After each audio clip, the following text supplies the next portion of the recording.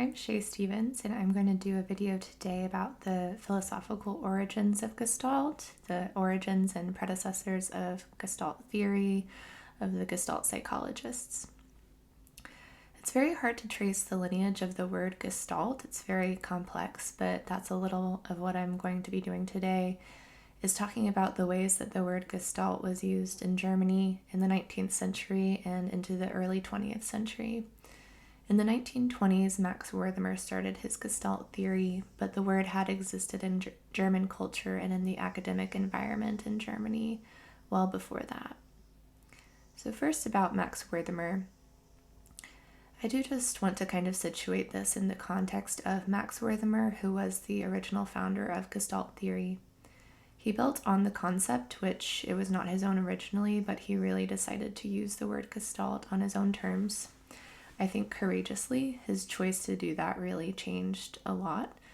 His simple choice to take a word that many others in his time at that point had begun to use in a prejudiced way, hierarchical, supremacist way, or a kind of mystical or politically conservative way. They were trying to weaponize the idea of Gestalt. Meanwhile, Wertheimer was raised Jewish, starting a research program which was predominantly Jewish. He was socially liberal. Rather than being mystical, he was very rooted in empirical research. He also balanced that with a love for philosophy and for aesthetic values as well. But he took that word and he did use it on his own terms. But the word existed and the concepts connected to it had existed before he started Gestalt theory. And it was also used by other groups at the same time that Gestalt theory was using it. And so I want to talk more about all of that in this video.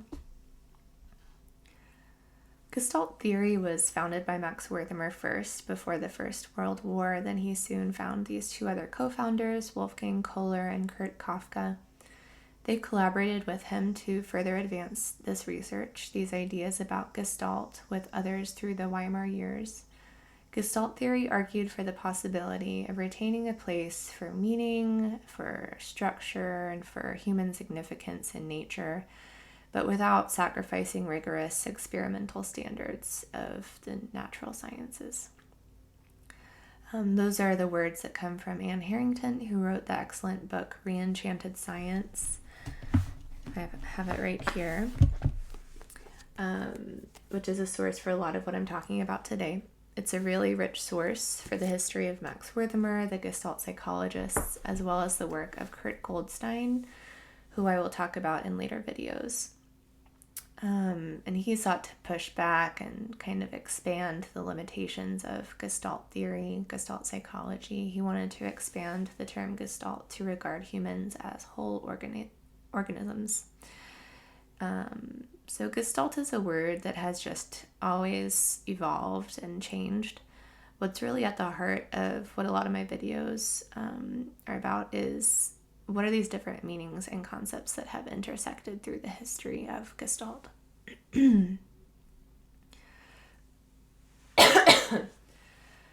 So the Gestalt concept allowed thinkers to talk about and see the world as a plurality of connected wholes.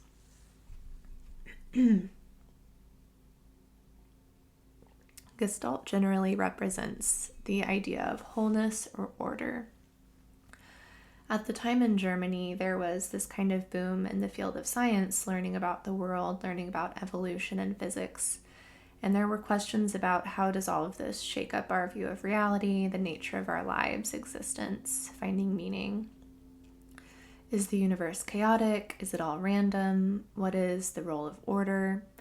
So this concept of order was connected to the word Gestalt in the classrooms and culture of Germany in the 19th and into the 20th century, before Gestalt theory was officially founded. So I'm going to talk about atomistic reductionism versus vitalism. So as I said, the Gestalt concept allowed thinkers to see the world as a plurality of connected wholes, WHOLES, rather than atomistic reductionism or vitalism. So these are two kind of sides of one spectrum. So on the one hand, atomistic reductionism. Atomism can mean different things I think that the Gestalt theorists themselves were accused of being atomistic. The way that it's kind of used here, though, and the kind of atomistic reductionism that the Gestalt theorists were resistant to, is the idea that there's no meaningful wholeness in the world anymore. If we're learning about the atom, we're learning about the tiniest particles of things in the world. What does that mean? Can everything be reduced to the atom and all of these tiny particles? What is wholeness? What is order and structure? Can that exist in light of things just being reduced to their parts? Gestalt theory did not opt for that side of things for sure, and it also was critical of the other side of the spectrum, which was vitalism. And there was a big back and forth kind of between all of these kind of different camps, pointing fingers at each other, saying why the other one was incorrect, why this other perspective was better in Germany. In this time in the 19th and early 20th century, some people wanted to use the concept of Gestalt, meaning order, in a way that did tend more towards vitalism. Max Wertheimer and his Gestaltists were called too materialistic by others who wanted to take this sort of approach to the concept of Gestalt with a more vitalistic direction. So vitalism, it might be defined as kind of this tendency, this idea that you're imposing a spirit or a soul or some kind of maybe extra, I would describe it as like an extra element into reality in order to retain a sense of meaning and orderliness and structure. People who tended to this side of things felt that materialism without this extra factor or being of some kind was not adequate. I have my bias. I do like generally how Max Wertheimer believed in some kind of middle ground between these two extreme sides of the spectrum. Was his specific research, the experiments with the Gestalt psychologists always successful? No. Am I an expert in all of the things that they were writing and researching about? Definitely not. What I really care about was his legacy, just as far as the field of philosophy and psychology, defending wholeness and believing that we can do that without needing to opt for vitalism. I think that his legacy, how others built on his idea, that he was important in that way, even if others helped kind of make up for lacks in his own work in his lifetime. I just tend to believe in the importance of his philosophical perspective, the principles that he stood for, even though his very precise standpoints sometimes on what a Gestalt is and this debate over how to use the word Gestalt and Gestalt laws, and as well as the distinct views of his co-founders. They may not have all ended up being empirically proven or robust in the end. The principle that the world is a plurality of interconnected wholes, that our eyes and ourselves perceive immanent structure in the world, these are true ideas, and these ideas were important historically, particularly to the development of humanistic psychology, particularly just all the theories that were really impacted by Kurt Goldstein from the Gestalt tradition. He came out of the Gestalt tradition, and he, with his organismic theory, his idea of self-actualization really contributed to the formation of Gestalt therapy of the pearls, person-centered therapy of Carl Rogers, and also contributed to the development of existential therapy. And the Gestalt legacy is also important to the development of existential phenomenology in some ways, particularly that of the work of Merleau-Ponty. The fundamental questions Gestalt theory dealt with regarding vitalism and idealism versus materialism or physicalism, whatever words you want to use, are all still very much alive today. I'm going to talk now about the different usages of the word Gestalt a little bit. So the word Gestalt, Max Wertheimer latched onto. He said, yes, there can still be order. Yes, there can be wholeness. We can perceive wholes, W-H-O-L-E-S, He used Gestalt as an observed quality of logic and orderliness, and that is in a general way the same way others were using the word. They were just arguing over how is it that we can retain a sense of order and logic in a rapidly changing understanding of science, with evolution and physics in particular. And just really in a very turbulent political climate in Germany, where people's biases and bigotry, they wanted to weaponize the value of order and kind of just tradition and conservatism in a certain way to favor themselves or the causes they stood for. I really admire that Wertheimer and all of this chaos around him. He was someone who I think had a lot of really reasonable and admirable views and personality traits. So his life was really spent defending these values of meaning, truth, democracy, even in the midst of a rapidly changing state of the world and in his homeland in Germany. I think through his life he showed courage and grounded reasoning and true care for people, for truth, freedom, democracy, and ethics. And that's also to say that some of the other people who at this time he was using the word, there were other schools trying to use it, other people using it in ways that were harmful, and including also some of Wertheimer's predecessors who were at times using the word in harmful ways. So I want to say at times I will be discussing thinkers who were important for the development of the Gestalt concept, developers to the research and the discourse on this topic in Germany who held harmful views. And just back for a minute to Wertheimer, the very idea of the Gestalt was really the foundation of not only his scientific research, but also the basis of his general philosophy, almost just his worldview. He was very much a philosopher. It's said that he was even more so the philosopher type than the other two founders of Gestalt theory. It was Wertheimer who was said to be the most romantic, the most philosophical of the three. So he held definitely his values were a balanced value of empirical research, but also theory balanced with aesthetic values in his life. Towards the later part of his life, you could see that philosophy really coming out, especially you could also see it earlier in his life in his talk on Gestalt theory given to the Kant Society in Berlin in 1924. I'll talk more about that in another video, but you can also really see the philosophical side of him come out in the 4 papers that he wrote toward the end of his life on the topics of truth, ethics, democracy, and freedom.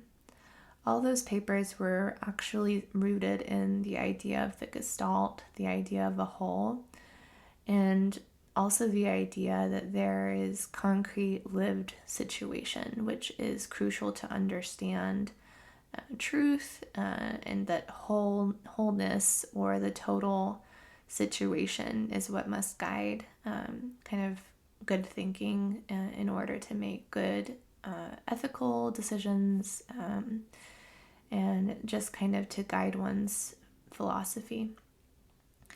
And so I look forward to talking more about those in later videos. The last thing I'll say before I get into listing some of the major predecessors leading to Gestalt theory is the relationship between philosophy and psychology in that time period. Gestalt theory was also known as Gestalt psychology, and Max Wertheimer was a philosopher in his own right, but this was a time when it's this question of where does psychology go? Does it just stay in the field of philosophy where it was emerging from? Obviously, over time, those two things have separated, but it is still a little bit unclear today how those two fields relate. And I think that's unfortunate that there has been a lost connection in many ways between psychology and philosophy. Psychology is dedicated to what is the human person, what is the nature of the human person, how do humans work, and that should be shared with the field of philosophy. They should inform one another. So I think it's kind of sad that now, especially here in America, we're in this context where I think through the last century, and especially just very much so today, there's such a separation between philosophy and psychology. But all that is to say that at the time they were not as separated. and when all of this started with Max Wertheimer, they had been much more connected. So with that, I think we'll start the video on some of the predecessors who related to the eventual founding of Gestalt theory, and later I'll talk about some of the critiques, some of the comparisons, contrasting the way Gestalt was used in other schools of thought besides the Gestaltists of Berlin. Predecessors of the Gestalt concept. We see the idea of a whole that is different from or more than the sum of its parts all the way back in the work of Aristotle in Metaphysics. We see this quote, "What is the reason for a unity or oneness? Many things have a plurality of parts and are not merely a complete aggregate, but instead some kind of a whole beyond its parts." So it's this idea all the way back then of a whole that is more than the sum of its parts. Basically means it's not merely an aggregate. So I think, as I said, with this idea of the Gestalt, people have always had this tension or this tendency to want to use it in kind of a spiritual way, a supernatural way. And when we hear this phrase, a whole that's more than the sum of its parts, it can make us ask, what is it that's the more? And this phrase can be slightly changed around. You can say the whole is different than the sum of its parts, or the whole that is more than the sum of its parts. I personally use either one. Sometimes the differences between those two phrases becomes important. This is what is being debated by some of these different schools about the usage of the word Gestalt. What is the more? What is the more than the sum of its parts? So, for example, Wertheimer was critical of the person that he was very influenced by, Christian von Ehrenfels, because he said, well, Ehrenfels saw that as more than an aggregate in this way. I see it differently. But basically what I see shared in common is these thinkers want to pay attention to a whole has wholeness because the parts are somehow interrelated. They are maybe dynamically related, maybe there's a system somehow. It's not just a lump of the parts. There's some kind of relationship or some kind of structure that makes it a whole. Then the question becomes what that specifically looks like, whether there can be empirical research done to answer this question, whether there are laws, these Gestalt laws, that determine how this works. That's been a lot of the discourse back and forth. And that's what the Gestalt theorists were trying to do, is put laws to how wholes form, maybe how wholes form in our perception. And then, more than just that, what was really debated and criticized was Kohler, one of the co-founders, Kohler, venturing to suggest that there are physical gestalts. And that was one of the moments where the expansion of Gestalt began in a big way, which led into Kurt Goldstein expanding it and Merleau-Ponty taking it and making it his own as well. Another figure who never used the word Gestalt but who influenced Max Wertheimer was Spinoza. And I would love to learn more about how Spinoza's ideas impacted Wertheimer, but we do know that he was given Spinoza's work by his grandfather at an early age, and he read it. And Harrington suggests that Spinoza's holism gave Wertheimer a way to conceive of his Gestalt concept, the problem of order and mind, in a non-dualistic way. So Wertheimer was definitely not just relaying the exact same things the way that Spinoza did about substance. There's one substance and all of that. But I think that this idea of holism from Spinoza could have laid a major foundation for Wertheimer's philosophy. So I'd love to learn more about that and prepare more words on that in another video.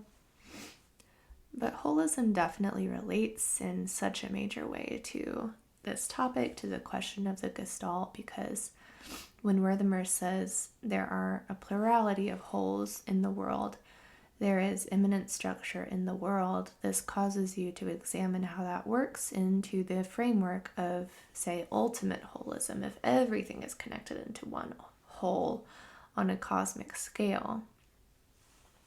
Some may want to really focus on, well, the world is just one thing. The world is one, everything is one. It's just an appearance of more than one thing. There's much to think about how those two kind of perspectives can be reconciled, how they can be, how you can kind of look at all of that and come to your own conclusions. And ultimately, a lot of these different perspectives on wholeness and Gestalt are arguing about who's being too dualistic in looking at these problems, who is being too reductionistic. How do we use words to acknowledge all of the nuance in all of this the best way? How do we reconcile the ideas of mind and matter in the most streamlined way while also doing justice to the nuance? These ideas are also very relevant to Plato and Platonism, which Merleau-Ponty wrote about at some point. The next thinker is Goethe. He was a major influence in the development of the term Gestalt in German literature and culture. So he's one of the people who just in the very culture of the time, there was this word Gestalt, which he was influential in that entering into the kind of common vocabulary at the time. There's a great article that's been written on this, published in 2021 by Stefano Poggi. It's called Goethe and Gestalt Psychology, a Commonplace Revisited. I'll read the abstract of the article. One has not to forget that Gestalt psychology, at least until the past century's 20s, is deeply rooted in Germany's science, philosophy, and art. The people involved in launching the Gestaltist program are deeply indebted to Herbert's ideas about psychology as science, to Fechner's psychophysics, to Helmholtz and Wundt's physiological psychology, to Harrington's and Stumpf's phenomenological approach to the study of perception, to Mach's analysis of sensation. This people, too, is deeply indebted to Goethe's ideas about the development of the living organism, and also to the latter's ideas about art. I'll talk a little bit about Goethe in particular. Many of those other names I won't go into, but that's to say there were others that I don't even really talk about in this video. This article mentions that Gestalt meant different things. One of the usages was an overall impression. This paper talks a little bit about how the ideas of Gestalt relating to perception has a common heritage with the phenomenologists. At the time, Gestalt psychology was a bit distinct from the phenomenologists as far as what they called themselves, but they were very much related and in the same family tree.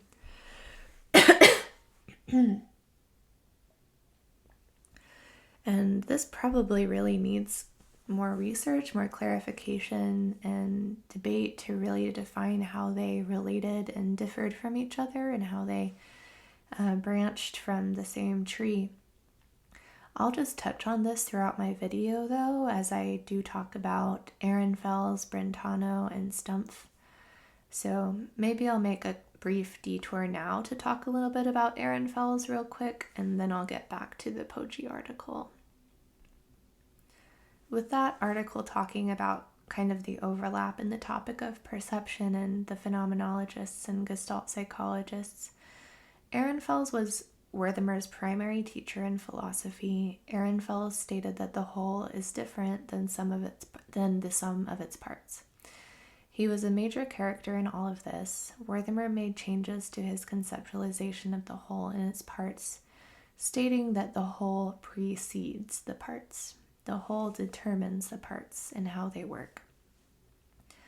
This is kind of a principle rather than the idea that we can just rebuild, we can reconstruct based on the parts added back together as an aggregate, that wholes tend to just be the sums of simple building blocks added together. Wertheimer said, no, we can't do that. That's not what determines a true whole. wholeness is more than the sum of its parts.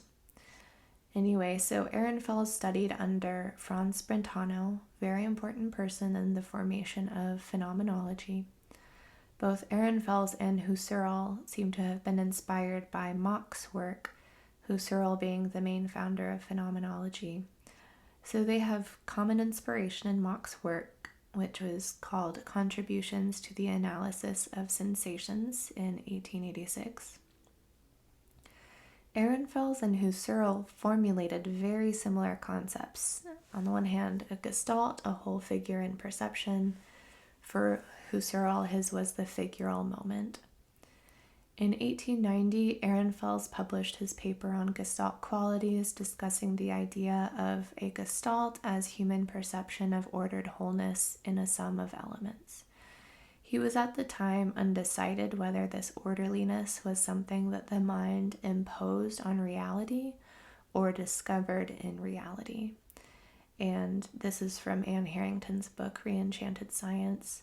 27 years later, he took his time and he finally was ready to affirm the latter position, that this is in reality in some way. This orderliness is not merely imposed on reality by the mind.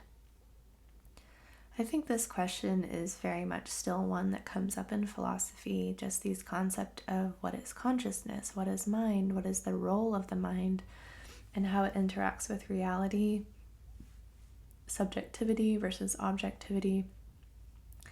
It's a really common thread in this topic. It's really at the heart of what Gestalt is about. Getting back to the article I was reading from about Goethe, this article has a few quotes from Goethe, but they're in German, which I don't know German. I don't know if my ability to translate with Google Translate is reliable at all. I can kind of read that to give you an idea of what these quotes are about, but this article says that there are just many instances when Goethe had quotes about the concept of Gestalt, and it's not always used in these empirical scientific senses. He uses it in a general kind of, in a general sense of this kind of quality of order or a figure or a form. One of the Gestalt psychologists quoted Goethe in a chapter he wrote called, roughly translated, "What is inside is outside," and again, that's the rough translation, but the title was from Goethe, and it came from his work, which the fuller quote it's from says, this is a really rough translation: "Have a look at nature, always pay attention to everything. Nothing is inside, nothing is outside, because what is inside is outside. So seize without delay wholly open mystery. Enjoy the true appearance, you of serious play. No living thing is a one, it's always many." I'll just kind of read some of the rough translations I have from Goethe from this article. There's another one from the Grimm, published in 1897, a few years later than Ehrenfels, on the Gestalt quality.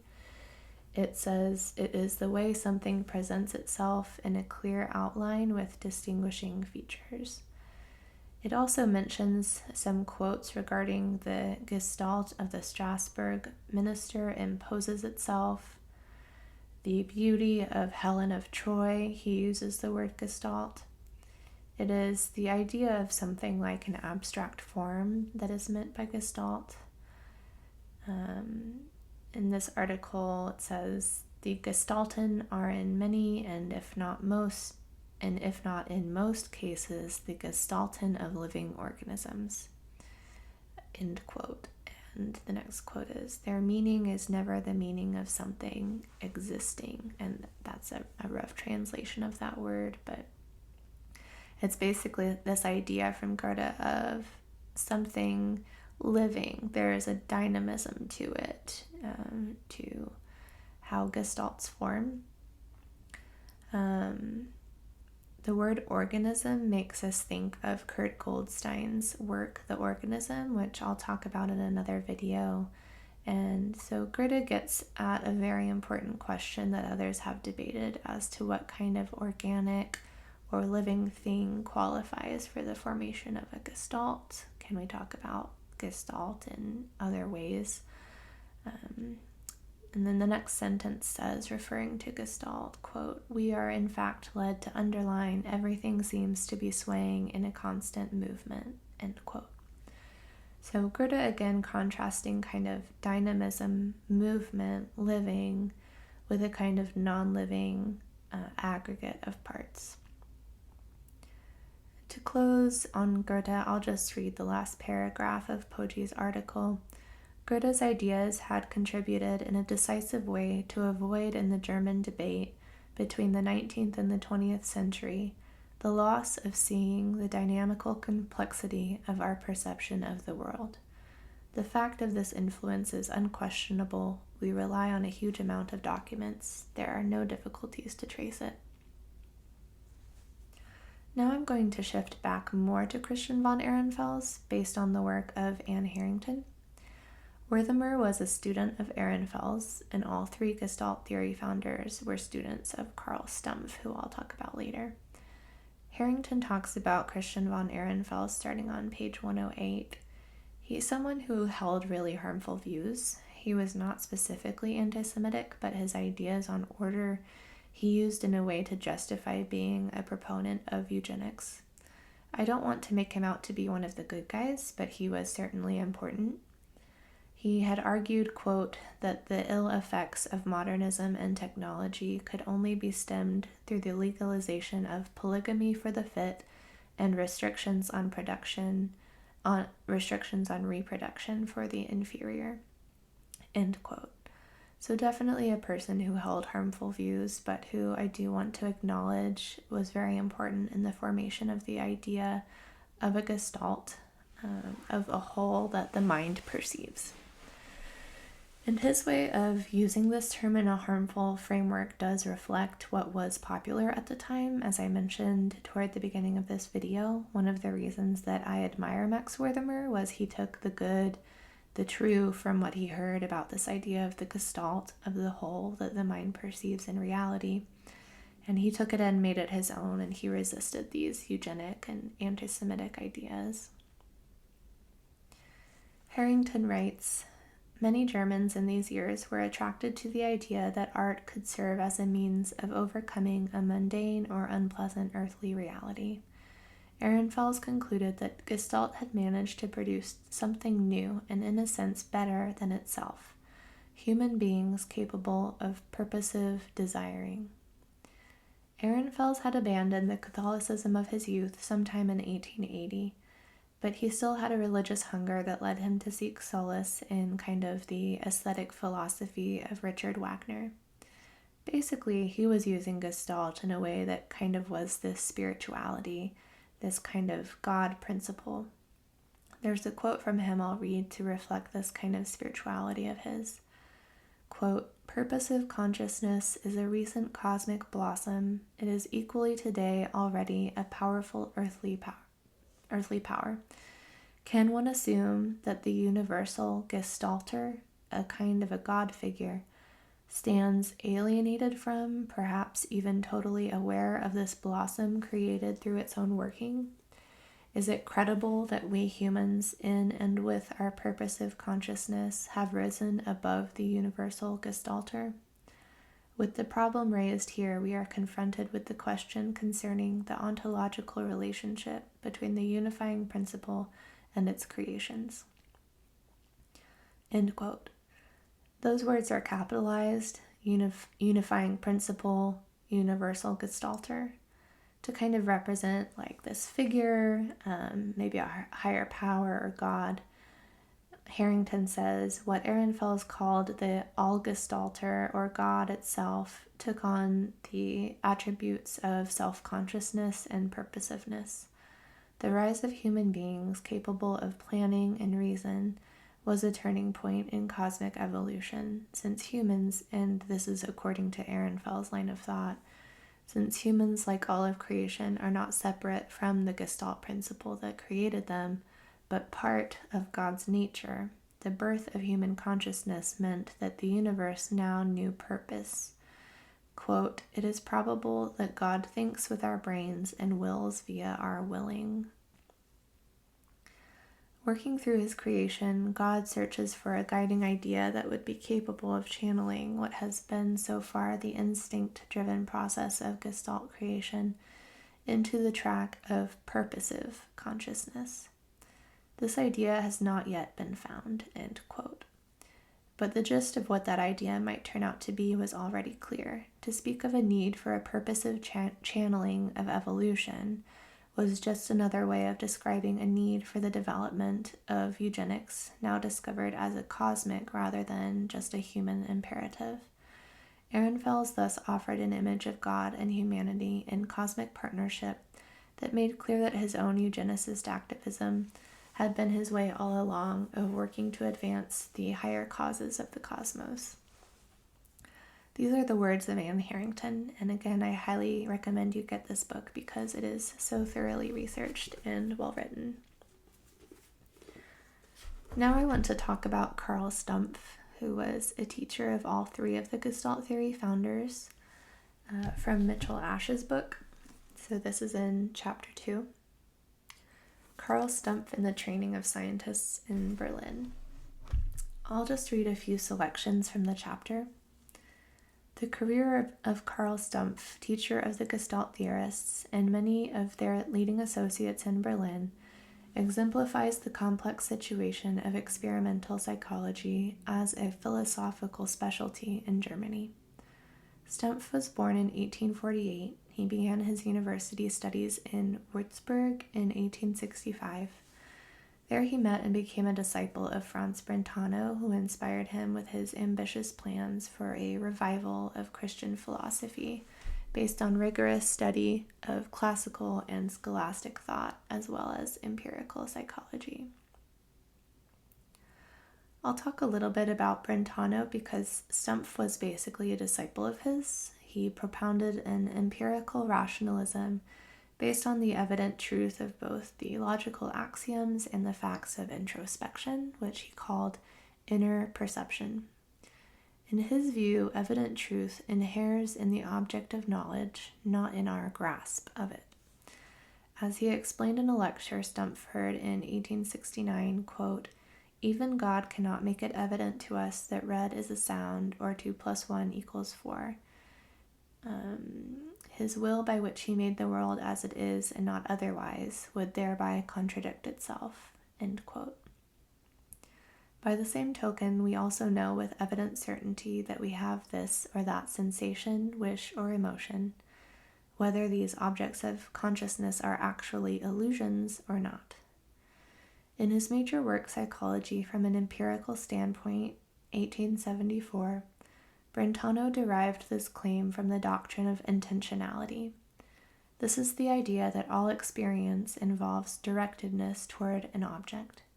He also called intentionality immanent objectivity, because for him every mental phenomenon includes something as object within itself. That is, an object of some kind is in our inner perception, and it is these objects about which we have certain and not merely probable knowledge. For Brentano, this is the task of empirical psychology, to discover and classify the facts of inner perception and the basic types of mental states that make it possible for us to apprehend and understand the world as God created it. After a year of working together, Brentano sent Stumpf to Göttingen, where he received a thorough grounding in epistemology from Hermann Lotz, and also studied physiology and physics, the latter with Wilhelm Weber. Stumpf completed his doctoral thesis on the relationship of Plato's God to his idea of the good in 1868, then returned to Würzburg for more study with Brentano, and even considered following him into the Catholic priesthood. Stumpf did his defense in 1873. This came 3 months after Brentano left the Catholic Church and resigned his associate professorship at the same university because he refused to accept the doctrine of papal infallibility. Brentano's appointment to a full professorship in Vienna the next year put him in an excellent position to propose Stumpf for a professorship in Prague, which was offered and accepted. Stumpf later said he was glad to get away from Würzburg, where a heretical Catholic such as he had become could not feel at home. So we see in Stumpf and Brentano this idea of the value of empiricism. It's just this unique way that they resolved the tension to integrate the subjective, the experiencing subject, with some kind of objectivity, an object that is experienced. And so they have this concept that there is this immanent kind of reality, that the subject is rooted in an object. Each of these thinkers have their own views on what's the relationship between objectivity and subjectivity. Later in the chapter, it asks, what conception of psychology was best suited to philosophy's progress? Like nearly all of the German philosophers of his time, Stumpf based his answer on a general theory of science which rested in turn on firmly held epistemological convictions. For him, the immediately given was the basis of all science, in physics as well as psychology. The difference lay in the way the sciences proceed from this common beginning. For the natural sciences, phenomena are only the starting point for research about the world of things existing independently of consciousness, but connected within itself according to causal laws. For psychology, the given is the stuff of science. Its laws are not inferred from, but observed in the appearances. Stumpf's emphasis on the lawfulness of the given came directly from the Brentano tradition.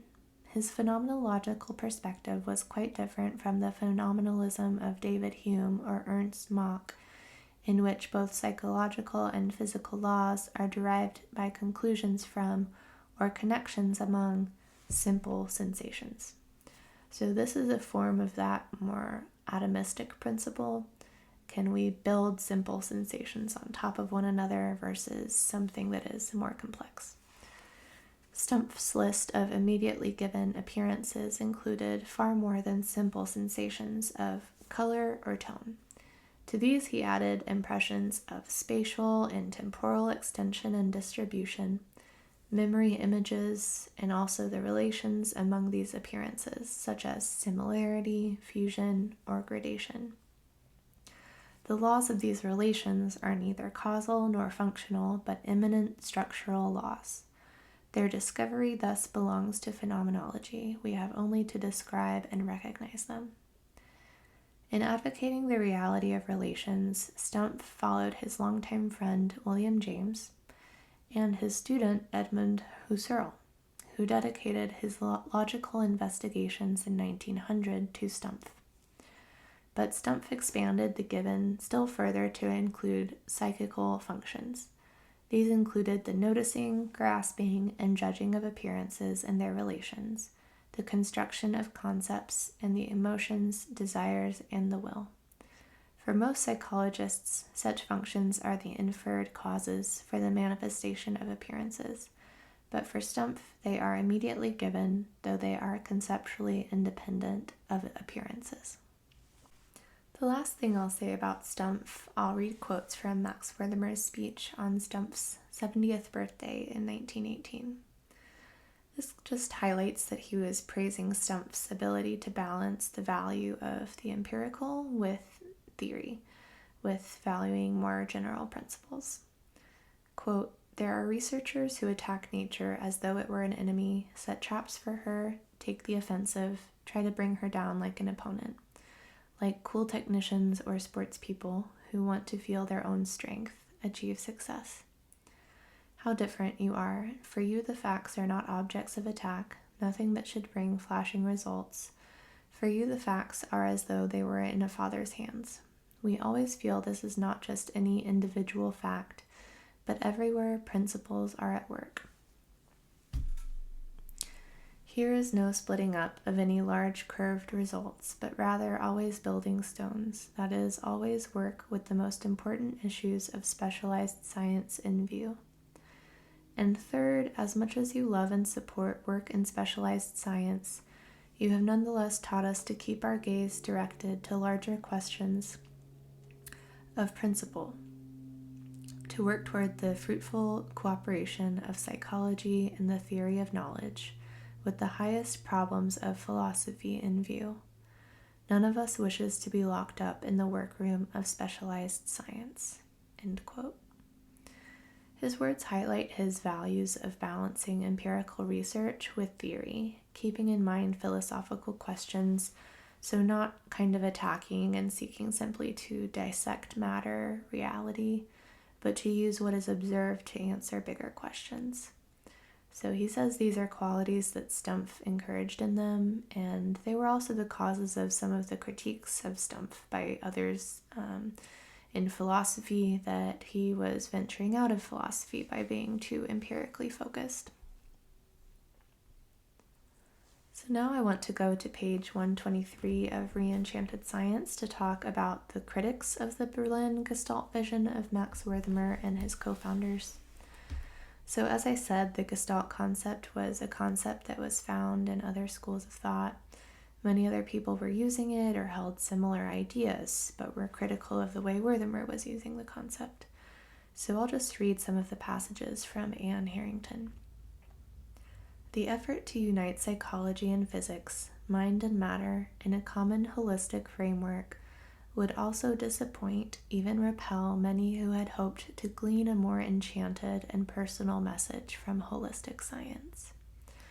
Walter Reisk, who became holistic neurology's first historian, later in life spoke disparagingly of the watered-down version of Gestalt used by the so-called Gestalt psychologists, for whom all psychological experience was just an impersonal field, and who had no conception of the Goethean synthesis of joy and suffering that bring experience together into a meaningful whole or Gestalt.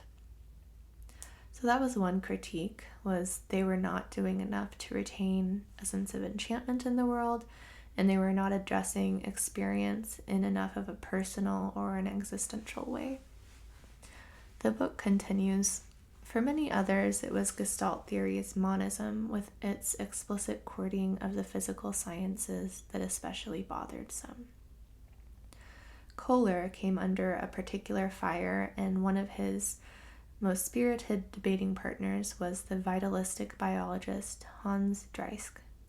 The Gestaltists, in their turn, had from the outset expressed a united scorn for the vitalistic solution to mechanism that Dreisk had been advocating since before the First World War, which was a solution that introduced a non-material added factor, intellechy, which explained the way in which the whole shaped and directed its own parts. So that's what I mentioned earlier in this video, is vitalism wants to impose this other entity into the equation to retain a sense of wholeness.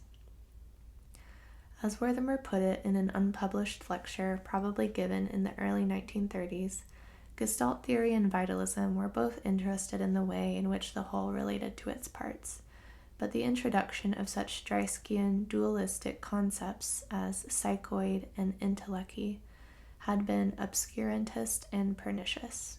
Wertheimer concluded by noting in parentheses that Dreisk had gone over to the camp of the spiritualists.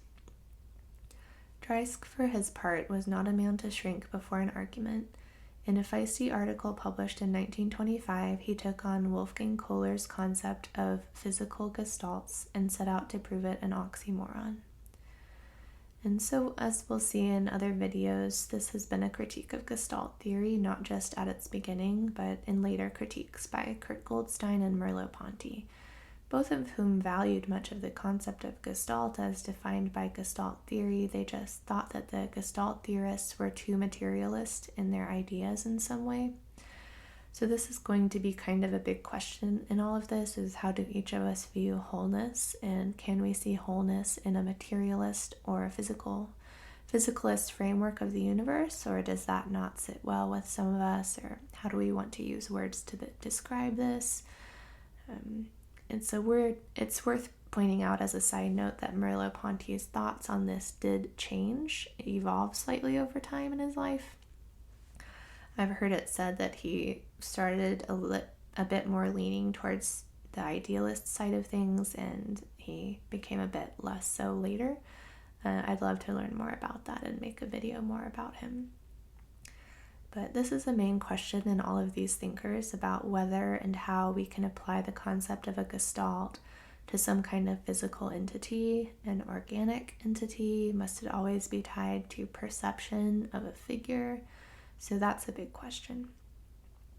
I won't get into Dreissk's critique, but that was one of the things he was critiquing. The author says his argument was, a living human mind could impose intelligent order on an inorganic object, but this in no sense endowed the object itself with any innate ordering capacities. So it's this classic kind of tension between mind and matter. Where do we fall on that spectrum? How do we see wholeness? Do we see it through primarily subjectivity, through the mind? How does the mind and matter relate? What is the object? Can there be an isolated object that is whole outside of our perception? I just want to highlight that this is an important question. So a year later, Dreisck reiterated his case, this time largely in reference to Kafka, who had critically reviewed Dreisck's book, The Crisis in Psychology. And Dreisck says Kafka returns perpetually to the point that besides vitalism and mechanism, there is a third option, the doctrine of physical gestalts. But this doctrine cannot exist because there do not exist any physical gestalts. Kohler and his school falsely equate unity with wholeness. It continues in this book with other critiques made about the Gestalt theorists. They were sharply criticized within academic psychology itself. The most prolonged and bitter attack enduring into the 1950s was developed by Felix Kruger and his Leipzig School of Ganzheit psychology, which is an alternative holistic psychology. Kruger complained that the Berlin researchers seemed unaware that their claim the whole is more than the sum of its parts had been central to the work of his predecessor, Wundt, W-U-N-D-T, and that of others for many years. Kruger said they had no right to turn that idea into what he interpreted as a political party slogan. Albert Wellick, one of Leipzig's sturdiest proponents, recalled the official points of contention. Number one, that the Gestaltist had focused narrowly on Gestalt experience as completed events in the intellectual realm of consciousness and had neglected the developmental processes that actually create Gestalts in the pre-logical and irrational domains of mind. Number two, the Gestaltists were decided epiphenomenologists, not to say materialists, who ultimately hoped to bring psychology into a common framework with physics. This monistic goal had the reductionist effect of subordinating the whole realm of the mental to a mindless, non-organic principle. End quote. And Harrington says, the terms of abuse, intellectualist, epiphenomenalist, materialist, monistic, were loaded with overtones for those of the ears to hear. Mitchell Ash has stressed how the Leipzig school, by charging the Gestalt theorists with neglect of the pre-logical, irrational role of feeling, will, and experience, reproduced the dichotomy between German culture and Western civilization that was central to conservative thought at the time. A little further on says, there was more than one way to hear the common complaint that Gestalt theory was a psychology without a soul, because it had no theory of the experiencing subject. And it was no surprise to at least some critics that Gestalt theory, like psychoanalysis, seemed, quote, a product of essentially Jewish, materialistic, rationalistic, unrooted thinking, end quote, and quote, decadent big city life. So there were these overtones. It was put that way by Austrian holistic psychologist Ferdinand Weinhandel. He remarked in the 1940s, Gestalt psychology is just as much a product of authentic Jewish spirit as Husserl's phenomenology. Like Wertheimer, Kruger had been a student of Hans Cornelius. Probably under his influence, he concluded that all atomistic approaches to psychological experience were misguided, because subjective processes were necessarily of a holistic nature. So as this book, Reenchanted Science, points out, there were these different cultural values, different biases, bigotry that entered into critiques that were made of the Gestalt psychologists, anti-Semitism, critiques that they were too secular, materialist, but also valid critiques about what is the role of the experiencing subject. It might be true of the Gestalt psychologists back then. The critique could be made that at times they did not hold in view enough that there is the experiencing subject who is the one perceiving. It's really Goldstein who I think had a very good point when he critiqued them later, saying we need to really talk about the self, the organizing subject that organizes their experiences and makes meaning of their experiences. It's a point that will come up in my later videos. Another critique made of the Gestalt theorists came from a point made by the Leipzig school. It was the Leipzig school's concept of structure. So Kruger's term structure describes the gestalter behind the Gestalt. It was the unconscious force that actually created all the subjective phenomena experienced, but not produced by consciousness itself. It is described as something lying behind, that which can only be inferred, something that manifests itself in the coloring of experience, becoming especially pronounced in the depth of feelings, but nonetheless which has a dispositional existence. Structure is not just an explanatory model, but direct being with a capital B. Operationally, structure was the holistic pattern of a person's dispositions, capabilities, habits, inclinations, and so on. So it's very much personality, which again, I think this brings up a very important point, important critique that it seems to me so simple. It could have simply been mentioned more by the Gestalt theorists. The importance of the role of the personality, the self, the kind of organizing principle. So in a way, they may have made some valid critiques that their kind of, the Gestaltists' quest for empirical discovery became too focused on empirical research, objectivity, focused on empiricism in an imbalanced or inappropriate way. Objectivity versus retaining a sense of the subject.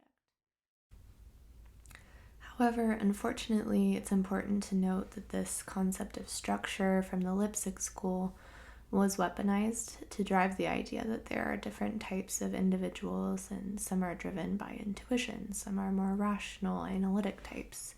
The synthesizer type is able to combine intuition with insights of analysis. And this turned into there are certain strong types of people or better thinking types of people. And the book says these images and metaphors allowed Leipzig to emphasize increasingly racist and conservative themes. So you can really see throughout this chapter the way that these thinkers can think philosophically about ideas or empirically research them, but there's still this human tendency to tie it to one's politics or one's bias and bigotry. It's very hard to just be completely objective in one's philosophy. So thanks for joining today's video, and check out my page for more videos on this and other topics. I'm going to be making more on the history of Gestalt, holism, physicalism versus idealism, and existential phenomenology, and more. Thanks.